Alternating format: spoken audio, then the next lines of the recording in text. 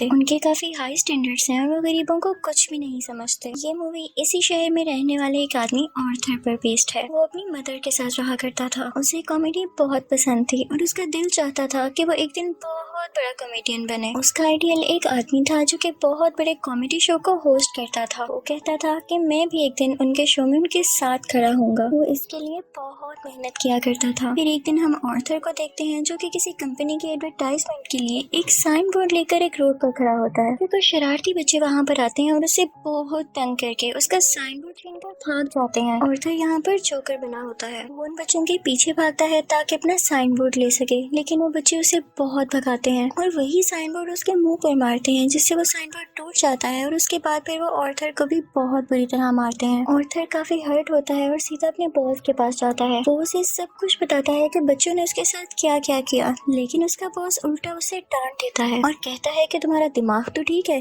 बच्चे ऐसी हरकत कैसे कर सकते हैं। बॉस उससे कहता है कि मैं तुम्हें तुम्हारी सैलरी भी नहीं दूंगा। आर्थर में कॉन्फिडेंस की बहुत कमी होती है, इसलिए वो यहाँ पर खुद के बारे में कुछ बोल ही नहीं पाता। वो वहाँ से काफी उदास होकर बाहर आ जाता है और सोचता है कि क्या मैं इतना बुरा हूँ कि कोई भी मेरी बात का यकीन ही नहीं करता। वो अपने घर आता है और डांस करने लगता है। यहाँ पे हम देखते हैं कि उसकी बॉडी काफी वीक होती है। अगले दिन आर्थर अपने कोलीग से मिलता है और उसे उन बच्चों के बारे में बताता है। उसका कोलीग उसे कहता है कि ये तो बहुत गलत हुआ, तुम्हें अपनी हिफाजत करनी चाहिए थी यार। और इसी के साथ वो उसे गन देता है और कहता है कि इसे अपने पास रख लो, ये मुश्किल वक्त में तुम्हारे काम आएगी। आर्थर ये लेने से इनकार करता है, लेकिन वो आदमी जबरदस्ती उसे गन दे देता है और फिर आर्थर अपने घर के लिए निकल पड़ता है। वो बस में होता है तो उसके सामने एक बच्चा भी बैठा होता है। वो उसे हंसाने की कोशिश करने लगता है और वो बच्चा जोर जोर से हंसने लगता है, जिस पर उस बच्चे की मदर को गुस्सा आ जाता है और वो आर्थर से कहती है कि हटो, परेशान मत करो हमें। लेकिन इस बात पर आर्थर हंसने लगता है। इनफैक्ट हमें बताया जाता है कि आर्थर को कोई सीरियस साइकोलॉजिकल इशू होता है। वो अपनी हंसी को कंट्रोल ही नहीं कर पाता, उसे कहीं पर भी हंसी आ जाती है। वो बस में बैठी हुई उस लेडी को एक कार्ड देता है जिसमें उसकी डिजीज के बारे में सब कुछ लिखा होता है। वो घर आता है और अपनी मेडिसिन लेने लगता है। इनफैक्ट वो गरीब था और ये दवाई बहुत एक्सपेंसिव थी, तो वो गवर्नमेंट के बनाए गए मेडिकल सेंटर से ये दवाई फ्री लेता था। वो एक दिन अपने साइकियाट्रिस्ट के पास जाता है। वो उसे कहती है कि मुझे अपनी डायरी दिखाओ कि तुम क्या क्या लिखते रहे हो। जैसे ही उसकी डायरी खोलती है उसमें ये लिखा होता है कि मैं उस तरह नहीं मरना चाहता जिस तरह बुरी तरह से मैंने जिंदगी गुजारी है। फिर आर्थर वहाँ से अपने घर जाता है तो उसकी मदर उसे पूछती है कि क्या थॉमस की तरफ से कोई लेटर आया, तो आर्थर कहता है कि नहीं, आज भी नहीं। इनफैक्ट थॉमस इस मूवी में बहुत ज्यादा रिच बिजनेसमैन दिखाया गया है और लोग उससे बहुत डरते हैं। उसकी माँ उसे कहती है कि अगर उसको हमारी हालत के बारे में पता चलेगा तो वो हमारी हेल्प जरूर करेगा। अगले दिन जब वो बाहर जाता है तो वापसी पर आते हुए रास्ते में उसे एक सिंगल मदर मिलती है जिसके साथ एक छोटी सी बेटी भी होती है। वो आर्थर को काफी अच्छी लगने लगती है, लेकिन वो अपने घर आ जाता है। यहाँ उसकी मदर उससे फिर उसी लेटर के बारे में पूछती है तो आर्थर कहता है आपका क्या लेना देना है उससे, वो हमारी मदद नहीं करेगा। अगले दिन हम देखते हैं कि वो सिंगल लड़की आर्थर के घर पर आती है। वो उससे कहती है कि मैं कुछ टाइम से नोट कर रही हूँ कि तुम मेरा पीछा कर रहे हो, जिस पर आर्थर उसे कहता है कि हाँ, मुझे तुम अच्छी लगी हो। तो इस पर वो लड़की हंसने लगती है और जल्दी उन दोनों में दोस्ती हो जाती है। आर्थर को एक और जगह से जोकर की ऑफर आती है। वो एक चिल्ड्रन हॉस्पिटल होता है और जब आर्थर वहाँ पर जाकर डांस कर रहा होता है तो उसकी पॉकेट से वही गन बाहर आकर गिरती है। सब बच्चे डर जाते हैं और स्टाफ हैरान होता है कि इसके पास गन क्या कर रही है। ये बात फैलती है और उसे इस जॉब से भी निकाल दिया जाता है। वो अपने बॉस को कॉल करता है कि ये तो सिर्फ एक टॉय गन है। तो उसका बॉस उसे कहता है कि झूठ मत बोलो, मुझे तुम्हारे कलीग ने सब कुछ बता दिया है कि तुमने खुद उससे गन ली। यहाँ पर आर्थर का दिल दोबारा से बहुत दुखता है कि उसके कलीग ने तो उसे जबरदस्ती ये गन दी थी। फिर हम देखते हैं कि आर्थर ट्रेन में घर जा रहा होता है और वहाँ पर 3 बिजनेसमैन भी होते हैं जो कि थॉमस वेन के ही आदमी थे। वो ट्रेन में बैठी हुई एक लड़की को छेड़ रहे होते हैं।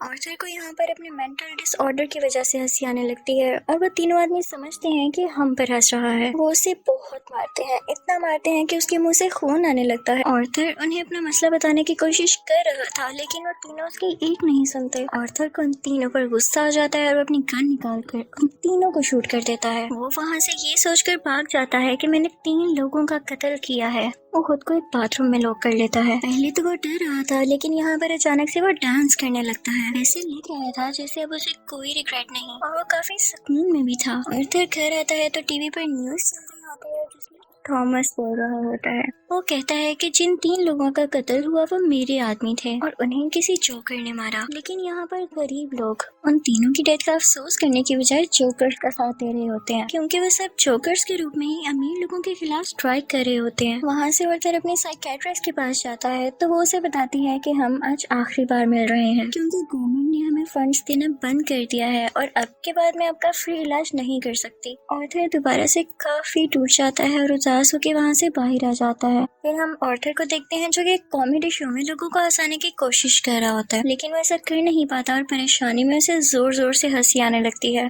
इस वजह से उसका शो खराब हो जाता है और वो घर आ जाता है। घर आने पर उसकी मॉम उसे कहती है कि बेटा ये लेटर थॉमस के लिए पोस्ट कर दो। आर्थर जब ये पढ़ता है तो उसे अपनी आंखों पर यकीन ही नहीं होता। अपनी मदर के पास जाता है और कहता है आपने मुझसे सब कुछ क्यों छुपाया। उसकी माँ उसे बताती है कि बेटा मैंने ये जानकर नहीं किया। इनफैक्ट थॉमस और मैं एक दूसरे को पसंद करते थे और मैंने शादी भी करना चाहते थे, लेकिन मैं बहुत गरीब थी और वो बहुत अमीर, तो हम सोसाइटी की वजह से शादी नहीं कर सके। आर्थर अपने बाप से मिलने के लिए निकल पड़ता है। जब वो वहाँ पर पहुँचता है तो उसके घर के गेट के पीछे थॉमस का अपना बेटा खड़ा होता है। आर्थर उसके सामने बच्चों जैसी हरकतें करने लगता है और उसे भी हंसाने की कोशिश करता है, लेकिन तभी वहाँ पर थॉमस का बटलर आ जाता है। वो उस बच्चे से कहता है कि स्ट्रेंजर से बात नहीं करते और आर्थर को वहाँ से जाने के लिए कहता है। आर्थर उससे कहता है कि मैं सच्चाई से पर्दा हटा कर ही जाऊंगा। मेरी माँ ने थॉमस के यहाँ 30 साल काम किया और वो दोनों एक दूसरे को पसंद भी करते थे और मैं किसी और का नहीं थॉमस का ही बेटा हूँ। जिस पर बटलर उसे कहता है कि तुम भी पागल हो और तुम्हारी माँ भी पागल है। उसने ये स्टोरी अपने पास से बनाई है, उसका थॉमस से कोई लेना देना नहीं है। ये सुनकर आर्थर को काफी बुरा लगता है और वो वहाँ से चला जाता है। आर्थर जब घर जाता है तो उसे पता चलता है उसकी मॉम को कोई अटैक हुआ है और उन्हें हॉस्पिटल शिफ्ट किया जाता है। आर्थर जब वहीं बैठा होता है तो उसके पास 2 पुलिस ऑफिसर्स आते हैं। वो उससे पूछते हैं कि ट्रेन में उस दिन जो 3 आदमी मरे क्या तुम उनको जानते हो। तो आर्थर आगे से कहता है नहीं, मुझे क्या पता होगा। उसे पता चलता है कि इन पुलिस ऑफिसर्स ने उसकी माँ से भी सेम क्वेश्चन किया था, जिसकी वजह से उसकी मॉम को अटैक हुआ। वो अंदर अपनी माँ के पास आ जाता है और वहीं पर वो सिंगल मदर भी होती है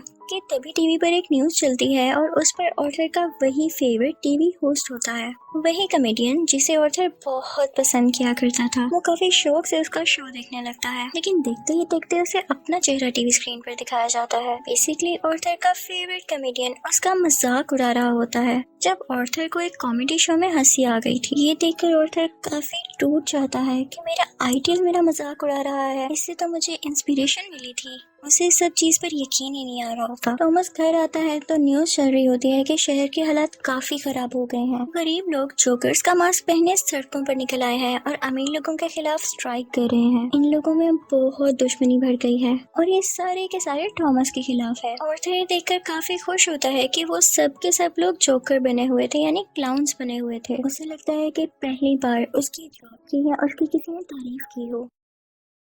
अब जहाँ पर वो गरीब लोग स्ट्राइक कर रहे थे वो एक थिएटर था। उस थिएटर के अंदर अमीर लोग एक मूवी देख रहे थे और वहाँ पर थॉमस भी था। उस स्ट्राइक को रोकने के लिए पुलिस वहाँ पर आ जाती है और उन्हें मना करती है। हर तरफ हलचल मच जाती है और इस चीज का फायदा उठाते हुए आर्थर उस थिएटर के अंदर चला जाता है। वो थिएटर के वॉशरूम में जाता है जहाँ पर थॉमस भी आया था।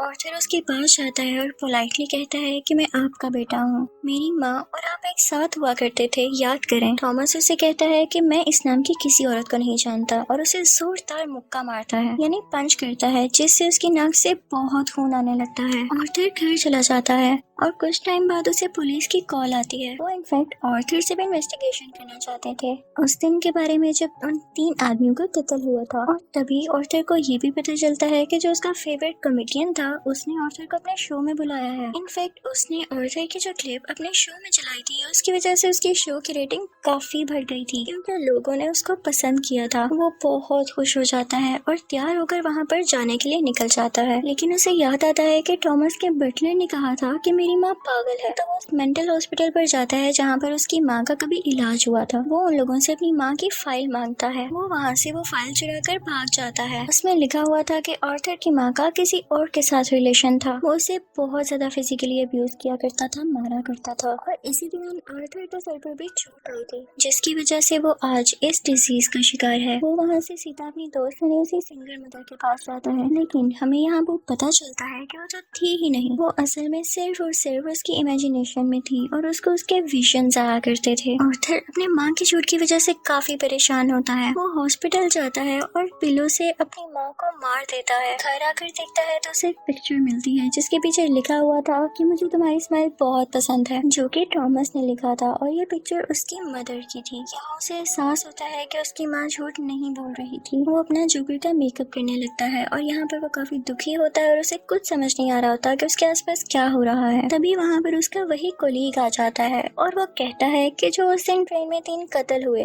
और रिसेंटली तुम्हारी माँ का भी कत्ल हुआ, मैं उसके बारे में कुछ पूछना चाहता हूँ। आर्थर को लगता है कि ये लोग फिर से मेरा जीना हराम करने आए हैं और वो यहाँ पर अपने कोलीग को बुरी तरह से मार देता है। अब इसके बाद आर्थर तैयार होता है और अपने जोकर का फुल कॉस्ट्यूम पहन लेता है। वो अब अपने फेवरेट कॉमेडियन के शो में जाने की तैयारी कर रहा था। वो बहुत खुश होता है और रास्ते में डांस करता हुआ जा रहा होता है। वहीं पर वो दोनों पुलिस ऑफिसर्स भी आ जाते हैं जो उसे ट्रेन में हुए हादसे के बारे में इन्वेस्टिगेशन कर रहे थे। फिर आर्थर वहाँ से भाग आता है और भागते भागते एक ट्रेन में घुस आता है। उस ट्रेन में और भी बहुत सारे लोग ऐसे थे जिन्होंने जोकर का कॉस्ट्यूम पहना था। पुलिस इतने सारे लोगों में उसको ढूंढ ही नहीं पाती, तो इसी बात का फायदा उठाते हुए वहाँ से बाहर आ जाता है और अपने फेवरेट कॉमेडियन के शो की तरफ जाता है। वो जब उसके सामने जाता है तो वो उससे पूछता है कि क्या तुम भी जोकर बने हो, क्या तुम भी अमीरों के खिलाफ प्रोटेस्ट कर रहे हो। आर्थर उसे रिक्वेस्ट करता है कि आप लोगों को मेरे बारे में कुछ न बताइएगा सिवाय इसके कि मैं एक ऑर्डिनरी जोकर हूँ।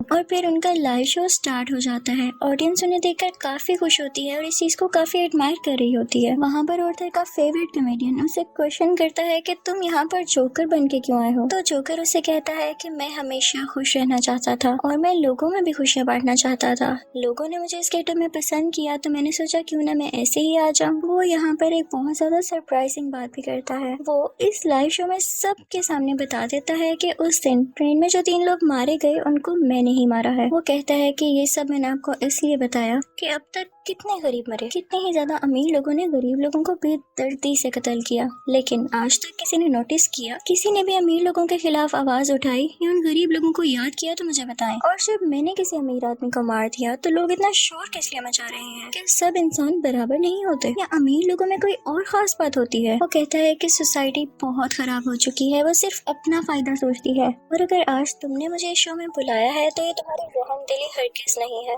तुम्हारे शो की रेटिंग मेरी वजह से बढ़ रही थी इसलिए तुमने ऐसा किया। लेकिन आर्थर का जो फेवरेट कॉमेडियन होता है वो कहता है ऐसी बात हरगिज नहीं है। आर्थर को गुस्सा आ जाता है कि तुम अभी भी झूठ बोल रहे हो। इसी के साथ अपने गन बाहर निकालता है और उसे सबके सामने शूट कर देता है। लोग काफी घबरा जाते हैं और वहाँ से बाहर निकलने लगते हैं, लेकिन आर्थर को हम यहाँ पर काफी कॉन्फिडेंट देखते हैं। वो किसी से नहीं डरा होता। पुलिस इस बात पर जोकर यानी आर्थर को अरेस्ट कर लेती है और अपनी गाड़ी में बिठाकर उसे वहाँ से दूर ले जाने लगती है। लेकिन आर्थर रास्ते में देखता है कि उसके बहुत सारे सपोर्टर्स हैं जो उसे सपोर्ट कर रहे हैं। उनमें से कुछ लोग एक एम्बुलेंस में बैठते हैं और उसकी ज्यादा सारी स्पीड करके उस पुलिस कार के साथ टक्कर कर देते हैं, जिसकी वजह से वो पुलिस कार उल्ट जाती है और अब जोकर बाहर आ गया था। वो उन सब लोगों में शामिल हो जाता है और उसी कार के ऊपर आकर खड़ा हो जाता है। सब लोग उसे यहाँ पर देख पा रहे थे और उसे चीयर कर रहे थे। उसके मुंह और नाक से काफी खून आ रहा था, लेकिन वो उसी खून से अपनी स्माइल बना लेता है और हाथ फैलाकर जोर जोर से हंसने लगता है।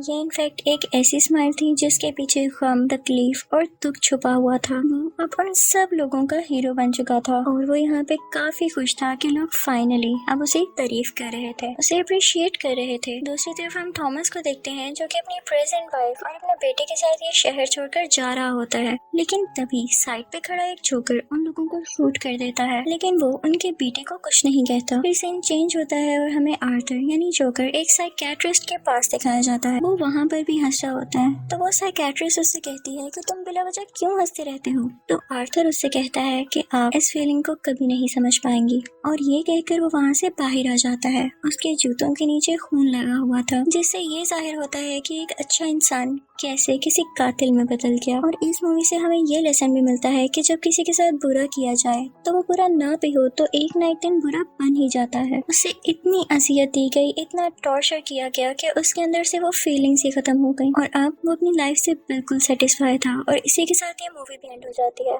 आई होप आपको ये मूवी अच्छी लगी।